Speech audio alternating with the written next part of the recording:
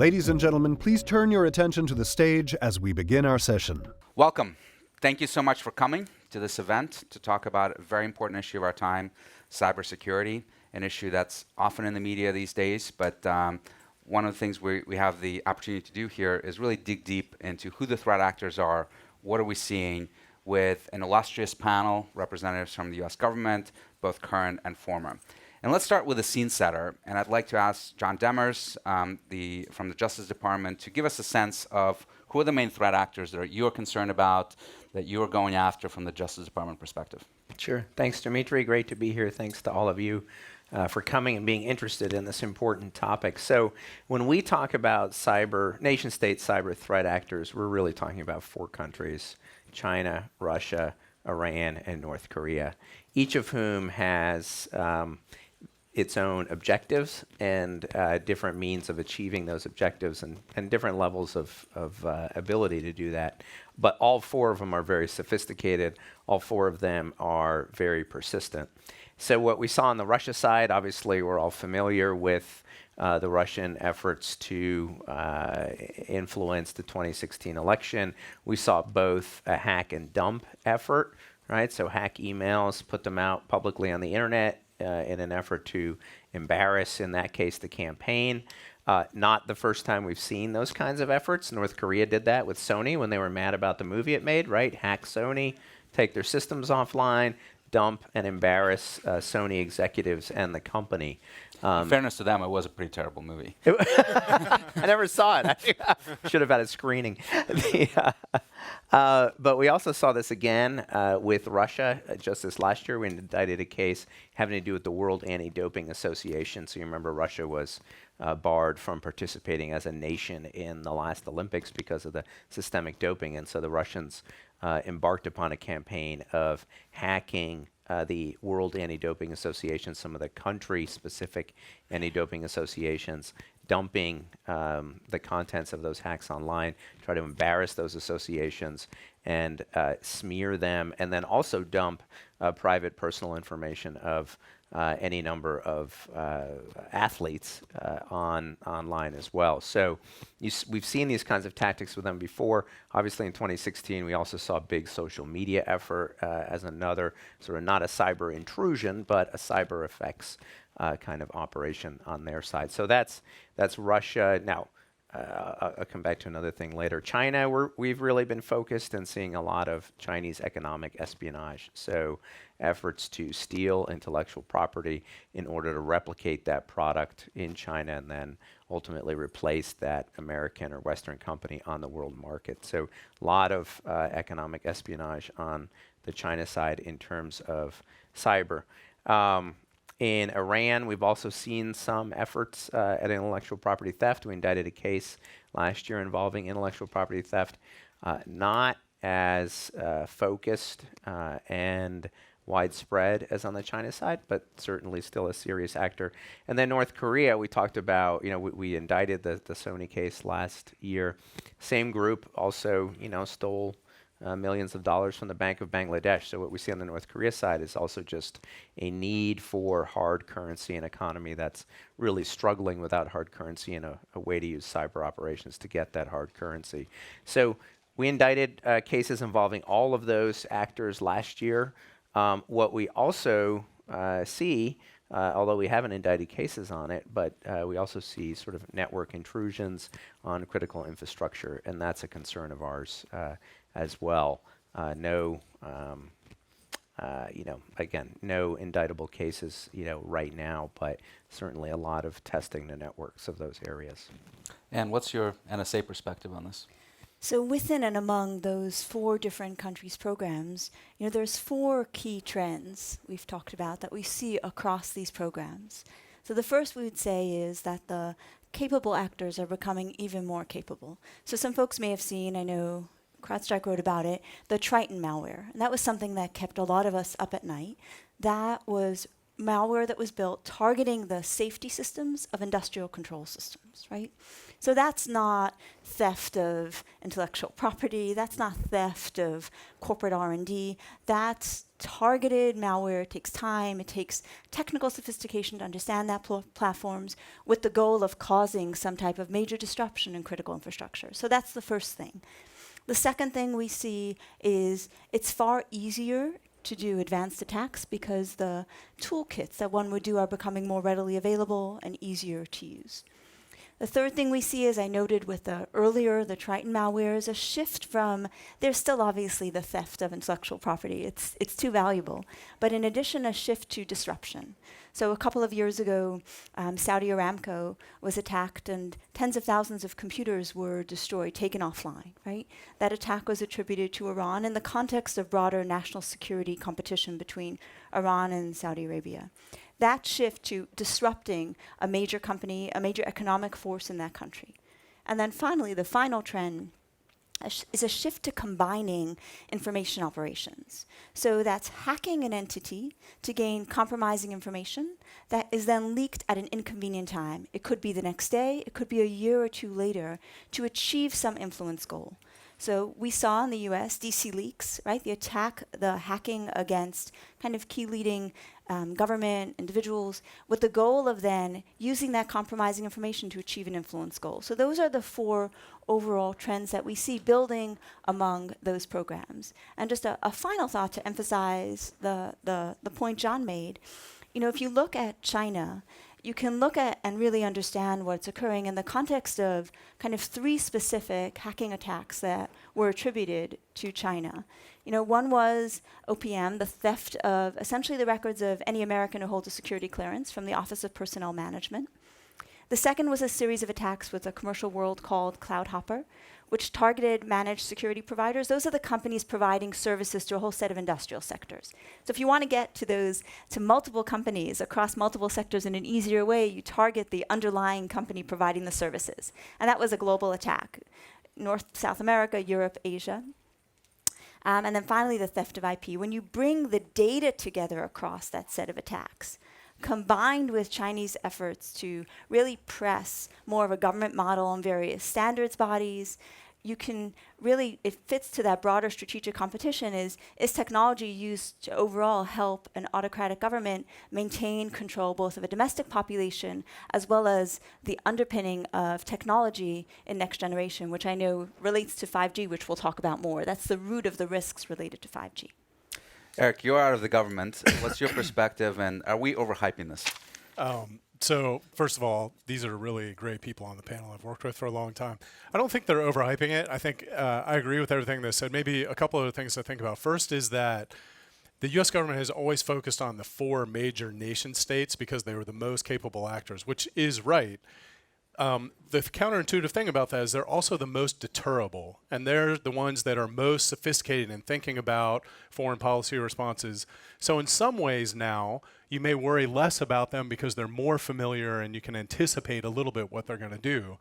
And one of the things that I worry more about now is the emergence of what were previously second-tier actors in the Gulf, for example, not Iran, the Gulf states, in Southeast Asia, the Vietnamese, for whatever reason now, building their own cyber army.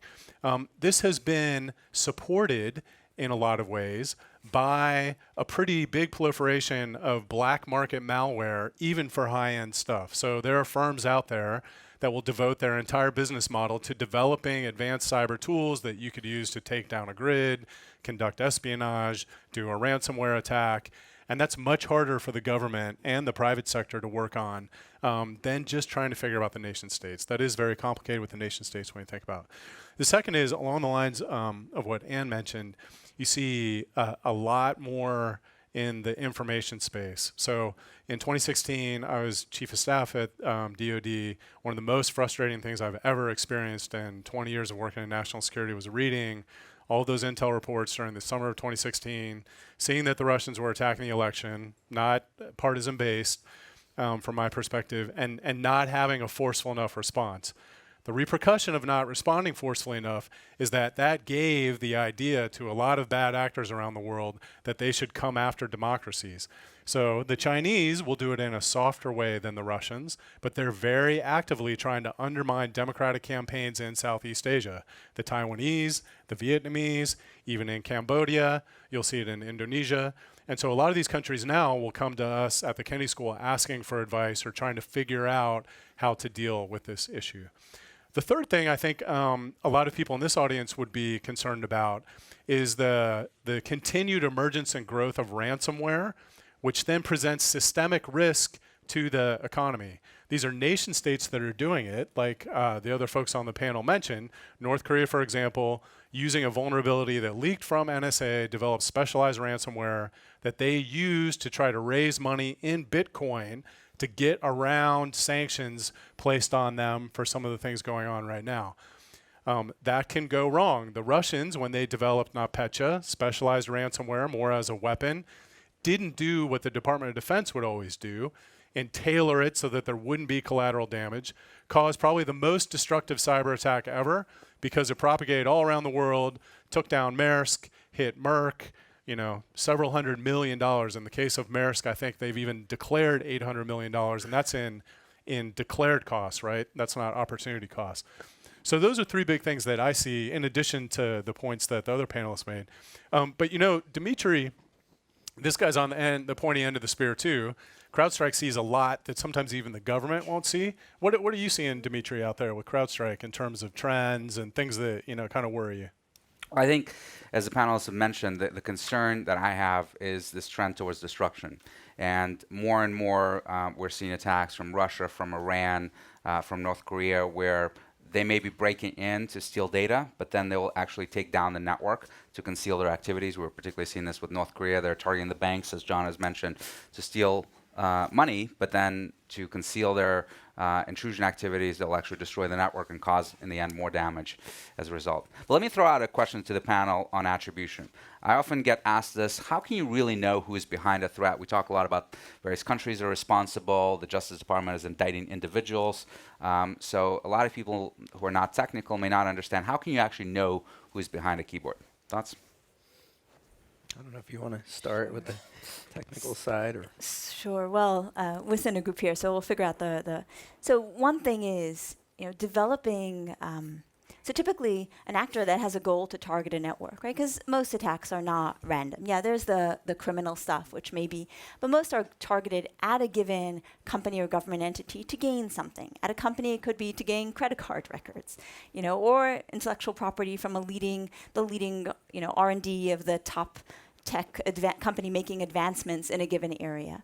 So firstly, the entity doing the attack will look to say, what's the level of security in that target network? Because if it's pretty low, then they can just get, as Eric noted, some open source tools off the public internet and achieve the attack that way.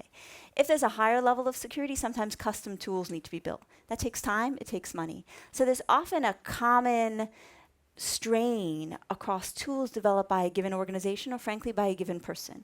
Some of the easy ways we used to do attribution, e.g. comments were in the language of the country of the developer, so they have comments in Chinese, comments in Russian, comments in English, right? Those, or the time clocks were set to the time of the country where the individuals were writing the malware. Those were some of the easy ways we used to do attribution a few years ago. Largely that's people have figured out that's the way and have moved on to techniques. They might look, for example, some programs might look at saying, well, we'll use techniques where, because we know that sophisticated cybersecurity companies or government entities can look at changes we make to the computer, they'll work to do attacks that stay completely in memory. To a certain extent, they're harder for the attacker, because as soon as somebody reboots the computer, the attacker is out. But on the other hand, they leave less of a trail, so it's harder to follow through, particularly if what sometimes occurs, people reboot machines, or when people see a computer's not connecting or there's trouble, which could be evidence of an attack, they say, hey, I'll just reboot the computer, and that kind of washes the forensics clean.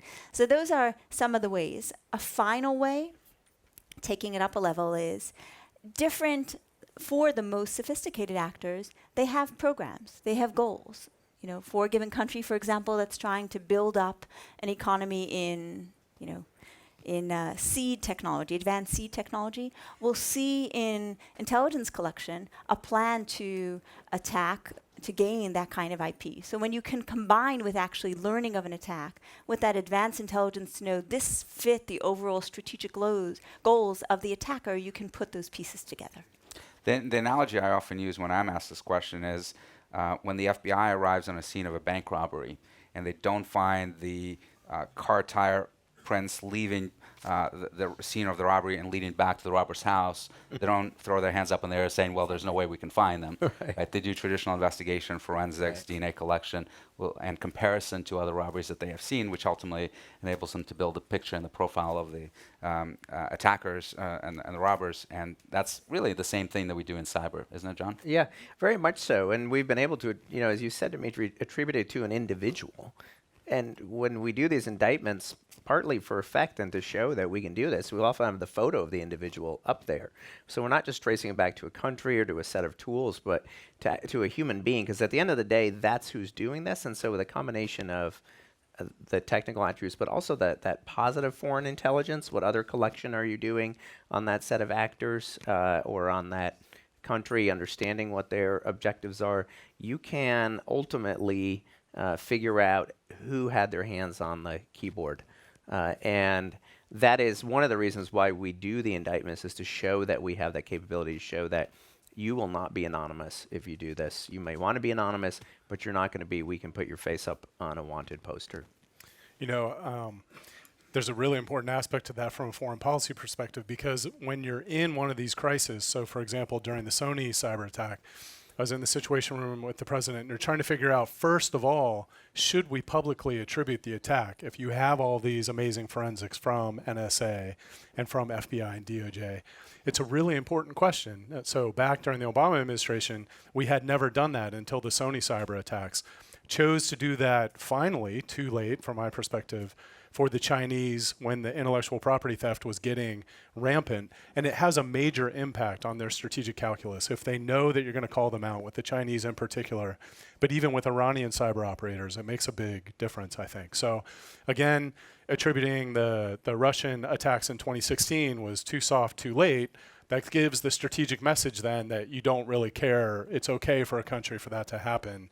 And you can suffer more attacks down the road as a result of that. Mm-hmm. One of the interesting things that happens is sometimes we'll see attacks that intentionally take the techniques of another country or of another entity, try to pin it on somebody else to spark false flags. Exactly, to intentionally make it look like another entity, to spark a response to that other entity.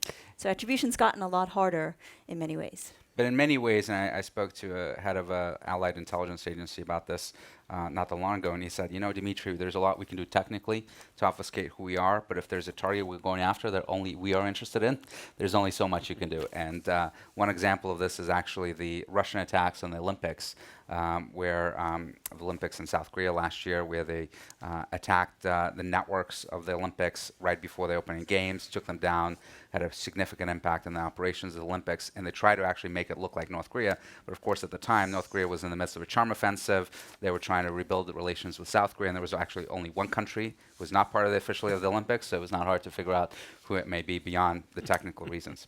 But let me ask you this. We talked about 2016, and obviously protecting the elections, both the midterms that just occurred and 2020 that's coming up, is a big effort on the part of both government and us in the private sector. All of us are working on this. How do you feel about the security of our democratic process going forward, looking at 2020? And what are the lessons learned from 2018 for all of us that have worked on this? So Eric, your organization has done a lot of work looking at giving advice to various states. So why don't you start on how you feel about cybersecurity for 2020? I'll pick up on some of the work that got done in 2018 to kind of build on what we learned based on the 2016 elections. Okay, great, thank you.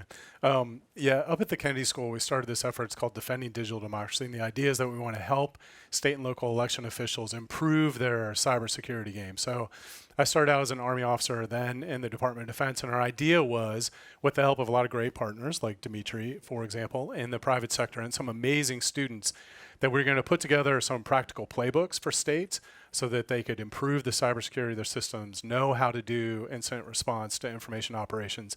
And then we actually put them in war games and stress them out. So, for example, last spring, we invited state and local election officials from 43 states to Cambridge, Massachusetts. Way more Republicans in Cambridge than ever before. It's a good thing for us. And put them through 3 days of war game simulations where these guys were being attacked by Russians. We pressed them. We had news cameras in front of them. They had to pretend they're on CNN. They had to figure out how to respond, how to patch their systems, just like you would in an old school DoD war game. The idea is we're trying to build capacity to respond to this. And there are a couple really encouraging things. So first of all, state and local election officials are not used to being under cyber attack by the Russian intelligence agency, but they take their job so seriously, they have a lot of pride, and they're trying to work on it.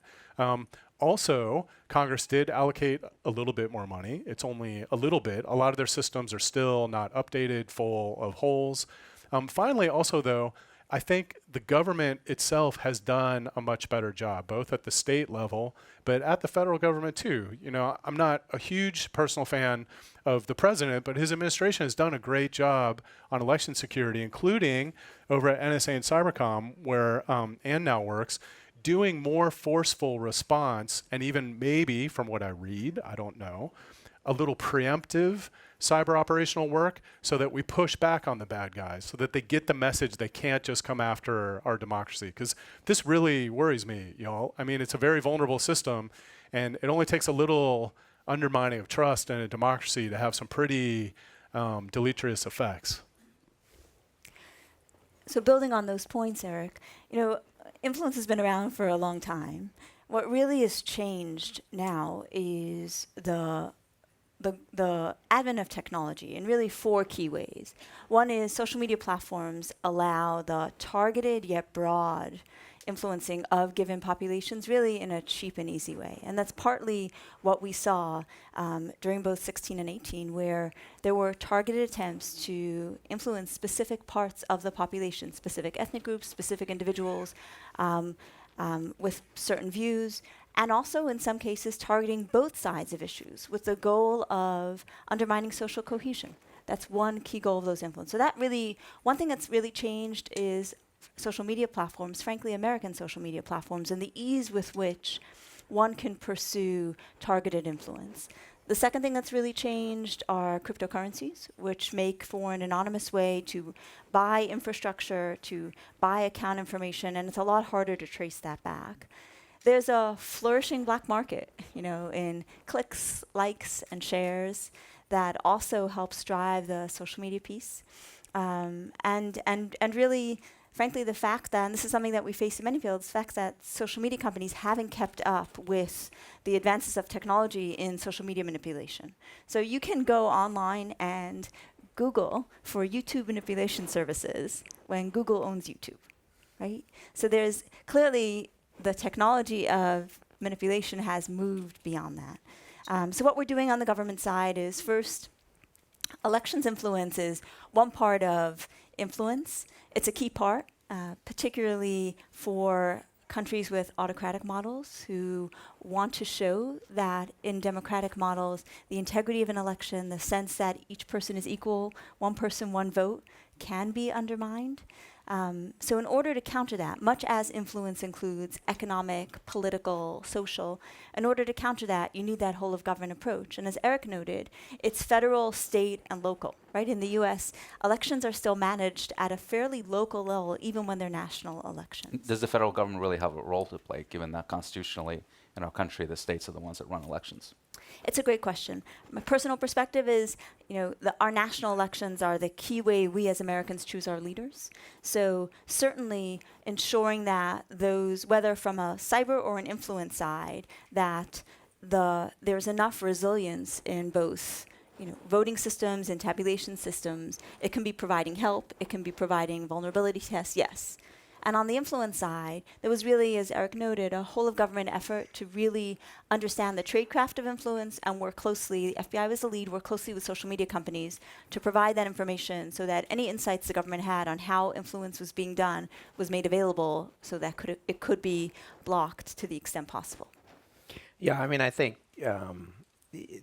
pulling apart the two strands we've been talking about here, kind of intrusions into election infrastructure, which is really voter registration and the election systems themselves, sacrosanct in the hands at the end of the day of state and local officials, but a lot of government involvement. You can't make them do anything, but you can provide funding for better election systems. You can provide basically consulting services, testing services, as Ann said, et cetera, to help secure that. And that is really critical, I think, because even if there were any evidence, and we've not seen this, that one vote were changed, it would just undermine, even if that didn't change the outcome of the election, it would just undermine people's faith that the election reflected the desires of the voters. So that lot of focus went into that, and we continue to see that as we look forward to the 2020 election as well. And I think in light of what happened in 2016, and in light of what we've been able to talk about in terms of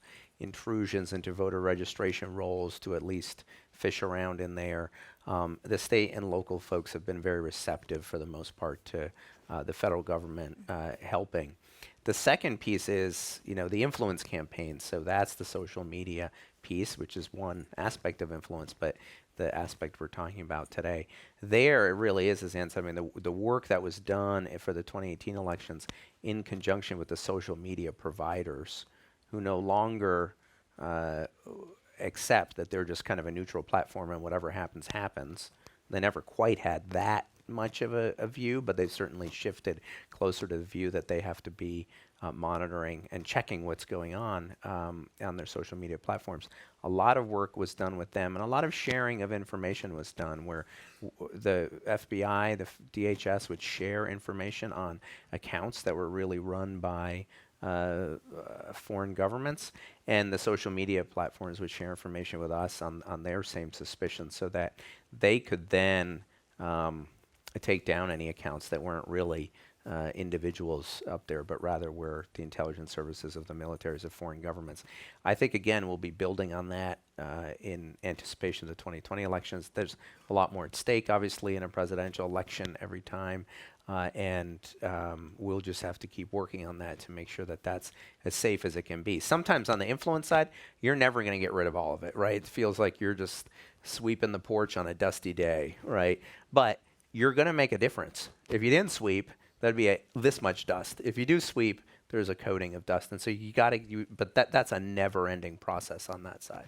John, I'm really glad what you said about protecting every vote, because this has been a personal frustration of mine, seeing some of the comments from U.S. government officials in the past, particularly in 2016, where they commented on the resilience of our election systems by saying, well, it's so distributed that it's hard to hack everything. And in a way that basically acknowledges that, well, if one precinct or one county gets their votes changed, it doesn't really matter.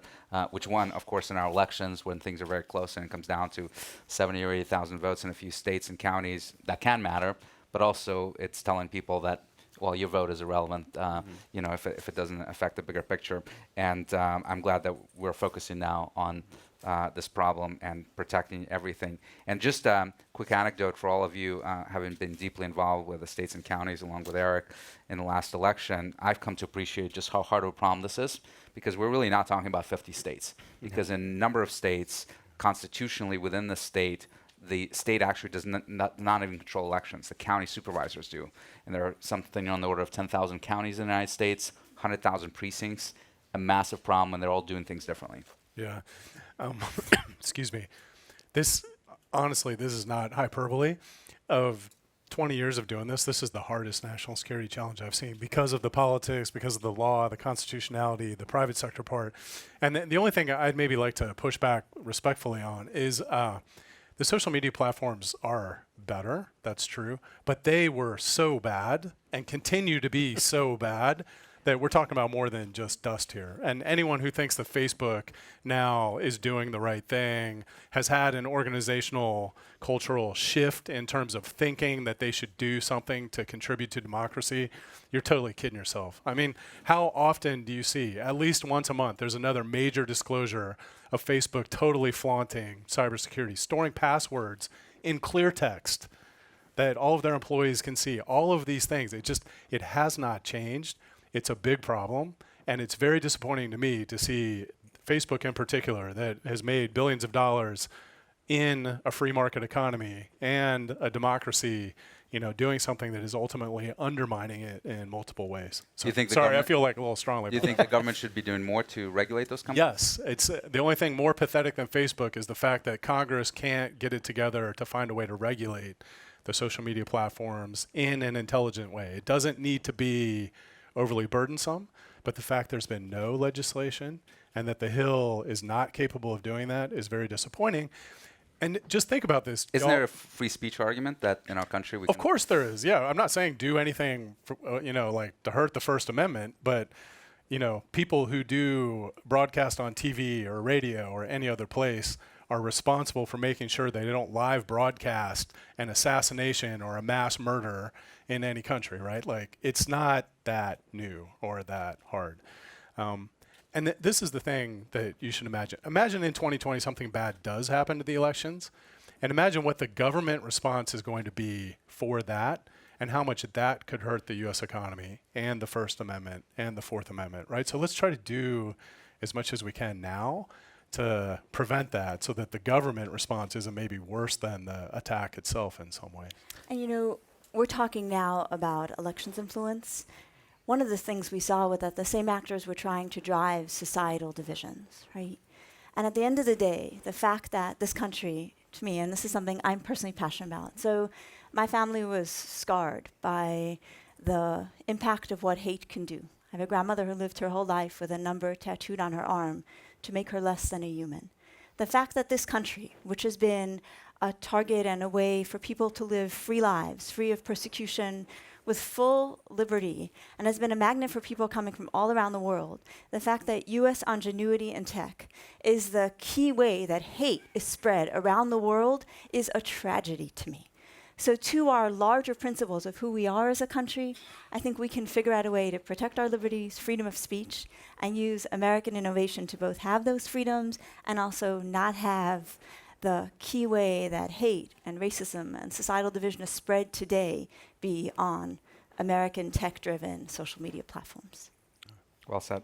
Eric, I'll ask you, thank you. I'll ask this of you and not of our government panelists, who it may not be fair of them. That was in my personal capacity, to be clear. This is going to be a good one. But just wrapping up the election topic, what grade would you give us for 2018? And by us, I mean not just the government, but the private sector and everyone else that's been involved in these efforts. Is it the Harvard grading scale or the rest of the world? In Harvard, if you don't give someone an A, they cry a little. Honestly, I think it'd be A for effort. Maybe overall, though, it's like a B minus C plus, right? But that's up. It's trending positive in a lot of ways. The problem is the system is just so vulnerable and neglected. No one had even thought about this as an issue, that there's a long way to go. So this I will ask of the government panelists. So what can we do better in 2020?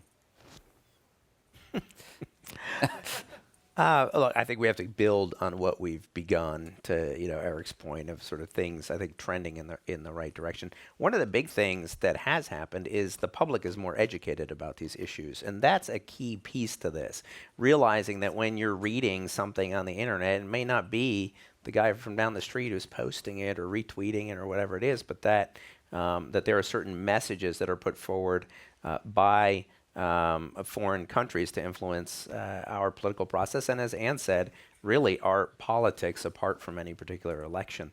I think what we have to think through more carefully, and we started doing this for the last election, is when does the government speak about what's happening and about what the government is seeing ahead of time? So if we see a certain set of false messages, are we going to point those out and say that those come from a foreign country? Are we going to point them out to the social media companies?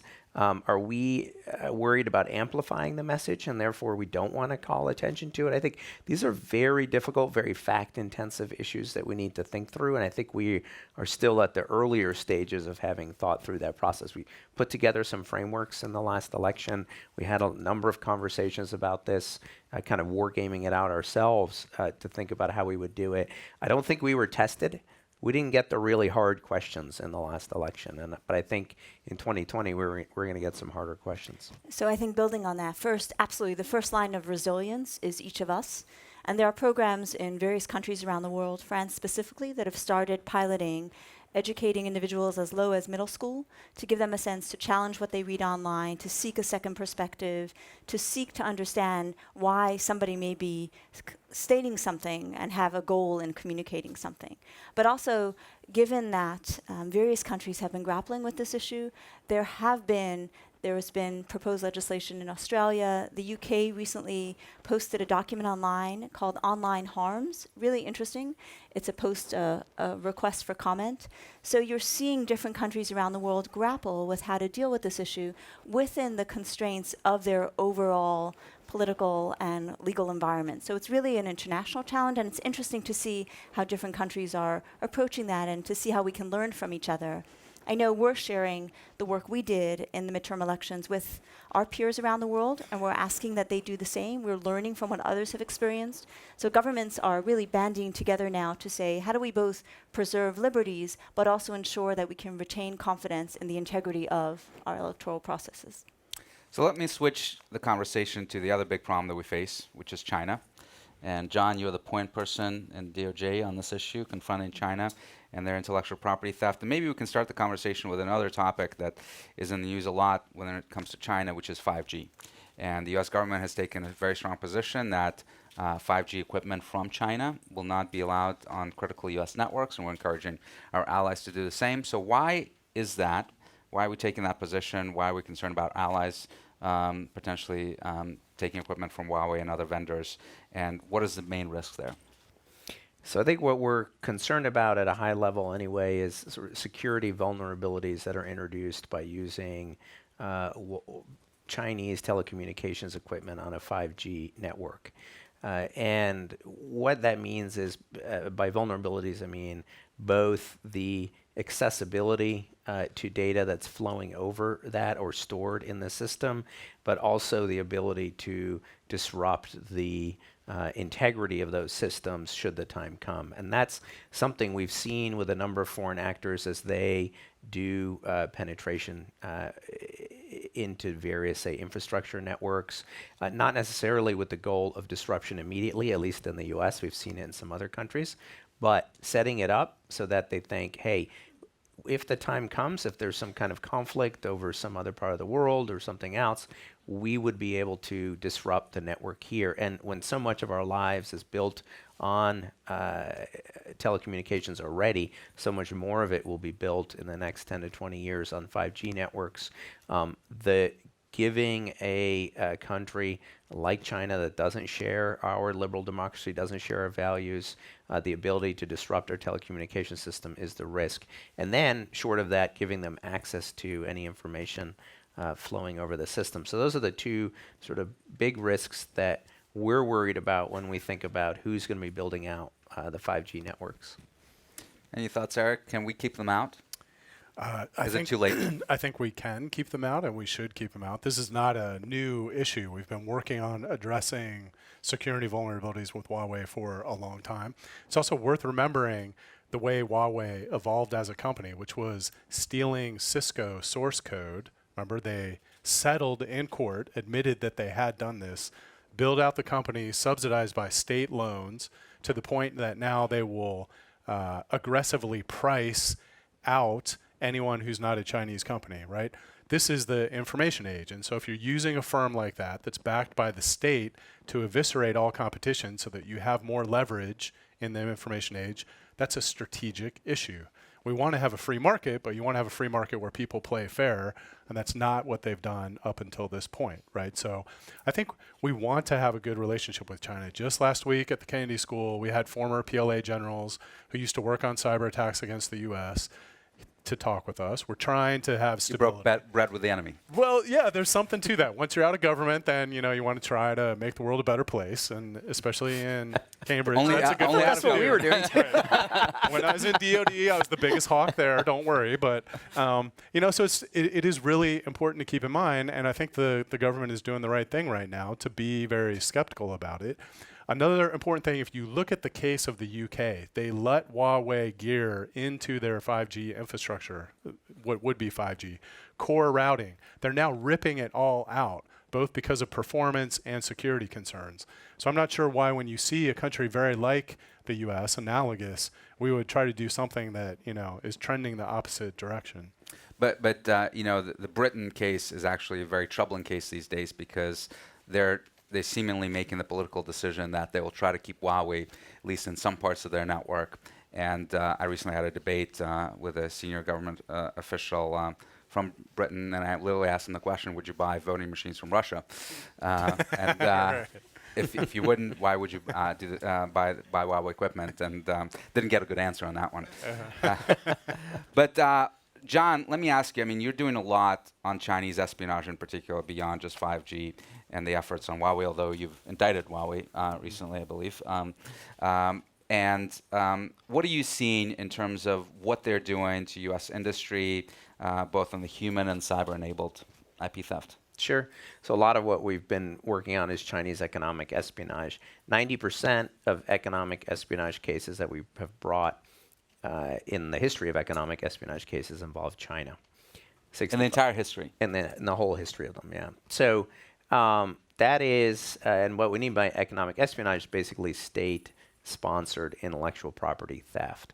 And what we see that in China is really that this is one of the tools that the Chinese government is using to develop its domestic technological and manufacturing capabilities. So being a communist authoritarian country, it's very top-down. You start with the Made in China 2025 plan, which is one in a series of 5-year plans that they have. That plan sets out 10 areas of technology that are really the technologies of the future, and they're widely varied, right? Biomedical technologies, agricultural technologies, transportation technologies, whether it's high-speed rail or commercial airplanes, AI, all sorts of cutting-edge technologies.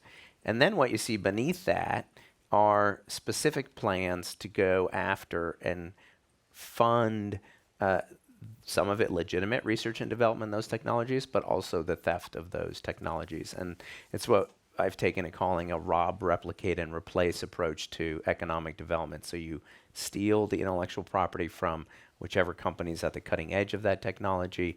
We've indicted several cases, for instance, having to do with commercial jet engine technology. And then you replicate that product in China, and then you replace the American company first on the Chinese domestic market, and if all goes well, on the global market. And that's an approach that we see repeated over and over again in a variety of technologies in our area. As I said, commercial jet engines for sure near the top of the cases that we've indicted, but also everything from BPA-free coatings inside of water bottles to other sorts of technology. Computer memory chips is one from last year, where you saw very clearly this effort to a decision to fund domestic production of computer memory chips, a setting up of a company, a funding of the company to the tune of $5 or $6 billion, building a factory, acknowledging that you don't have the technology for that product that you want to build in that factory, so you go out, in that case, by poaching employees and having those folks come over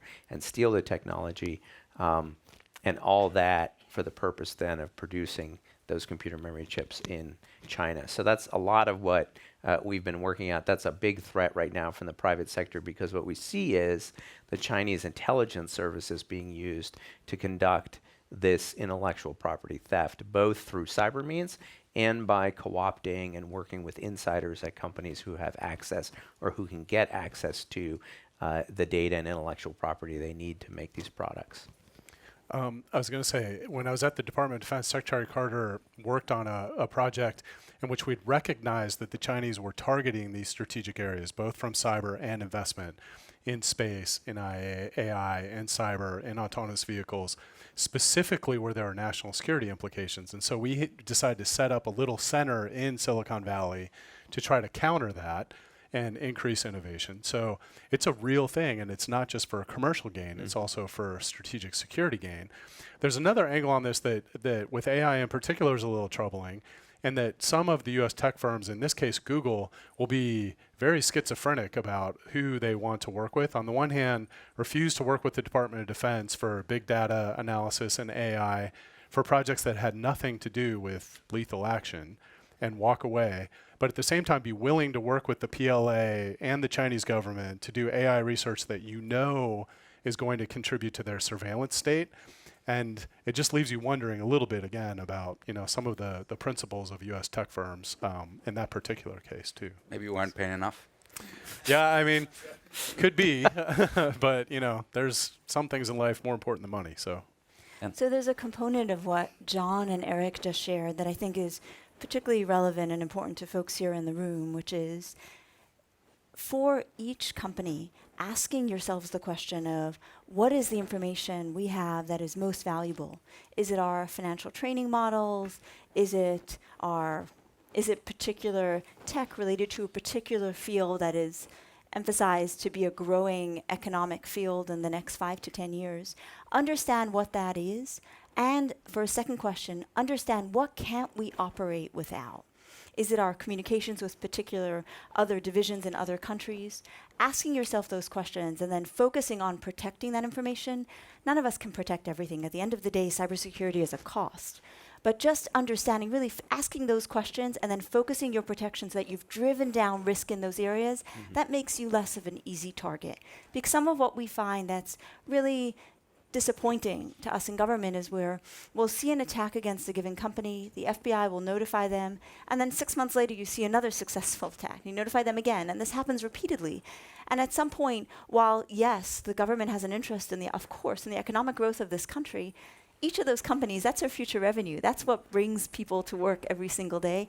And sometimes we see not enough focus and priority put on answering those two questions and then doing your best to secure that.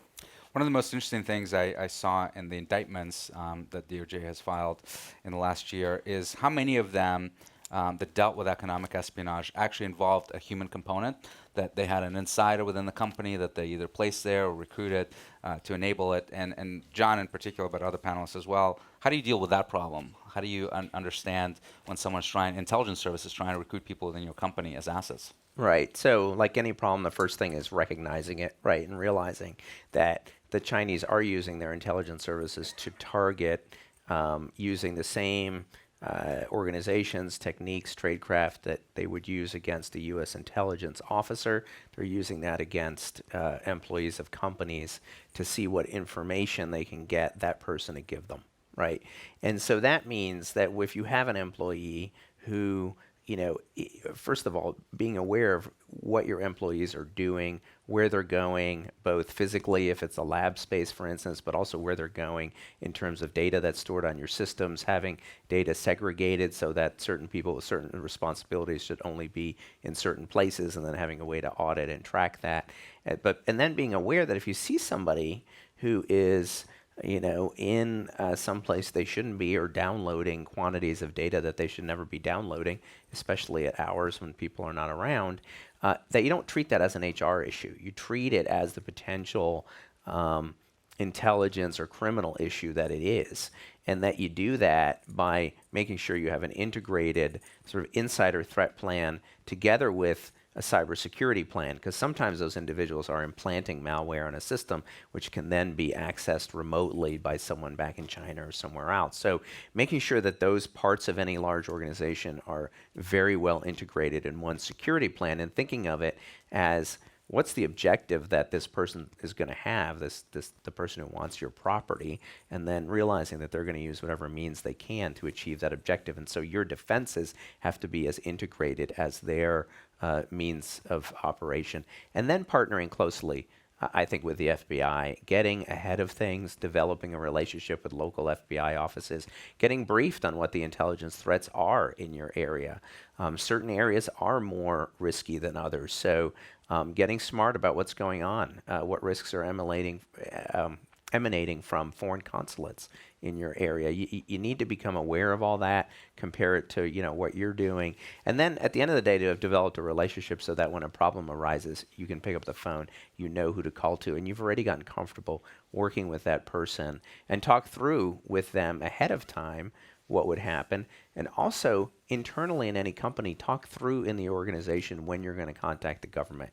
Do that ahead of time, war game that out, to Eric's point, in a different context, but have thought that through, because there will be questions about when you go work with the government. The board may have questions, the general counsel will have questions, etc. So get all of those decision makers in the room and think through the situations ahead of time. If you need to get outside advice and thinking that through, do that. But do that also that you're ready, because time is of the essence when you realize a problem. Let me ask this of each and every panelist in the remaining time we have left. How do we talk a lot about the threats that we face. How do we win in this domain? And what does winning look like? I'll start with you, Eric. I think to start that the government does have a role in this for democracy, for intellectual property theft. You can't expect the U.S. private sector to be pushing back against the Russian GRU or the Chinese PLA. So there's something more forceful there that I think we're finally starting to find the right zone on. I think that's encouraging. At the firm level, though, there still seems to be underinvestment in cybersecurity. I know it's a cost center. It's hard to capture ROI. But if you think about it as a pure risk item, and you think about your reputational risk, operational risk, litigation risk, and what could come from a ransomware attack on a firm, and you don't incorporate all those things, I think you're making a big mistake. There's one statistic for the private sector that's particularly illuminating, and that 70% of CEOs think that they're prepared for a cyber attack because they have a plan, but they've never actually practiced it. And you know how this goes, right? When you have the plan, but you've never actually rehearsed it, it means it's going to be a disaster because you're even more overconfident. So I think that's at the firm level. At the individual level, I just think that Americans need to be less tolerant of people giving away their data and allowing breaches to occur. For whatever reason, there's just no pressure on political leaders or private sector leaders to change that dynamic. And I wish there's something we could do about that. So that's for the government, the private sector at the firm level, and then individual. What about from an adversary perspective? Let's take China as an example. Do you feel like we will get to a point where we can get the Chinese to stop this? I think we can. Yeah, the Chinese are very receptive to, they react to pressure. In the Obama administration, the first 6 years, we did almost nothing. They saw that, and they were super aggressive. It was only when we could get private sector partners to do attribution that we could get something done, until finally we started with indictments, started pushing back. That stuff matters. And with the Chinese in particular, they don't want there to be a war. We can find a place where it's mutually beneficial, I think. With the Russians, that's a lot dicier. I worry way more about the Iranians and North Koreans because neither of those are as deterrable. So watch those two in particular when it comes to 2020. If things continue to deteriorate with the nuclear deal or with what's going on with Iran or North Korea, they'll come after the election for sure. They'll probably come after the president. Yeah. And winning. Winning. So what does it take to win? I would say first, collaboration, right? Collaboration at multiple levels. One is for executives at companies actually talking to your net defenders. Talk to the people who are on the front lines managing your networks. Ask them what it's like. Ask them if they get the attention when they come and they say there's a problem, or when they want to patch a certain set of systems. One piece of the culture change, my agency changed after a series of challenges we had, was recognizing that there was always another day when folks would want to come patch a set of systems. There was always some emergency operational mission that was happening in some corner of the world that prevented that, right? But at the end of the day, what we see repeatedly in our own operational acts is that a network that is patched on time and patched readily is going to be a far harder target. So talk collaboration first within organizations between executive leadership and net defenders. And I'm sure, Dimitri, you see this very much in your line of work. And the second? Bring them cookies. Yeah, always, always. It's raised with Eastern European parents. Cookies solve many ills. The second thing is, I would say, collaborate across a given sector. We often see the same technique used to gain access to a given network, to exfiltrate that information. And if people are exchanging lessons across a given sector, there's a level of trust. You can learn the techniques there. And frankly, so many vulnerabilities come from across sectors. Before coming into government, I worked in the financial services sector. So much of what we did was connections between. I ran a back office brokerage firm, right? How we cleared transactions. Those networks were connected across, and no one entity was fully secure unless we looked at threat and vulnerability in a more holistic way. And then finally, collaboration between government and the private sector. I think government has learned humility in the last number of years in terms of saying that much of US critical infrastructure, I believe it's the same around the world, is owned by the private sector. And while there may be insights in government on national security threats, on the given goals of different countries' national security programs, really the key people on the front lines are within the private sector. So sharing what we know about attribution can help target and focus those efforts. So that's what I would say would be that final message. Those three-level collaboration will be what it takes. And I see there's a minute left, so I'm going to turn it over to John to close us out on a hopeful note. Winning is about continued innovation. I mean, at the end of the day, and that's your job more than ours, or at least ours, is continuing to innovate, continuing to make the best products in the world. Yes, they'll be very attractive to others who will want to steal them, but continue to innovate. That's going to be winning. And then the second piece on the defensive side is resiliency. That assume that things will get stolen, assume that your networks will get broken into. What does that look like? So election security, resiliency means paper ballot backup, right? So if someone breaks in, great, we'll count them by hand. It's going to take us longer. It's going to be a pain in the butt, but we'll know that the vote is what it was. So think about resiliency in other areas that are obviously important to you, focusing on the especially significant moments. And quick answer on China, are you as hopeful as Eric? On China, I am hopeful, but it will take a lot of sustained attention and pressure. And at the end, what they're going to respond to is when we deny them the benefit of their theft. And so that's, you can do that in a variety of ways, some of which we've tried, but basically where you change that cost-benefit calculus. But I do think they're responsive to it, but it's going to take a lot of sustained pressure on the government side to get there. And on that note, thank you very much for listening, and thank you to this great panel. Thank you. Appreciate it. Good job. That was great.